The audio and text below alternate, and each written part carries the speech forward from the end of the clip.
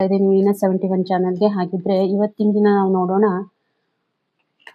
ಮಿಥುನ ರಾಶಿಯವರಿಗೆ ಕ್ವಿಕ್ ಆದಂತ ಯೂನಿವರ್ಸ್ ಕಡೆಯಿಂದ ಏನು ಒಂದು ಮೆಸೇಜಸ್ ಬರ್ತಾ ಇದೆ ಮತ್ತೆ ಗೈಡೆನ್ಸ್ ಏನ್ ಬರ್ತಾ ಇದೆ ಅಂತ ಹೇಳಿ.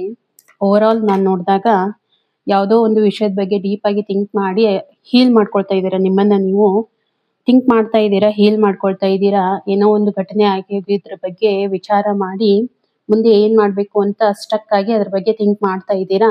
ಸ್ವಲ್ಪ ರೆಸ್ಟ್ ಮೋಡಲ್ಲಿ ಇದ್ದೀರಾ, ತುಂಬಾನೇ ಎಫರ್ಟ್ ಹಾಕಿದ್ದೀರಾ, ಹಾಗಾಗಿ ಸ್ವಲ್ಪ ರೆಸ್ಟ್ ಮೋಡಲ್ಲಿ ಇದ್ದೀರಾ. ಹಾಗಿದ್ರೆ ನಿಮ್ಗೆ ಬರುವಂತ ಗೈಡೆನ್ಸ್ ಏನಂತಂದ್ರೆ, ಎಲ್ಲೋ ಒಂದ್ ಕಡೆ ಸ್ಟಕ್ ಆಗಿ ಕೂಡೋದ್ ಬೇಡ, ಯೂನಿವರ್ಸ್ ಕಡೆಯಿಂದ ಗೈಡೆನ್ಸ್ ಬರ್ತಾ ಇದೆ.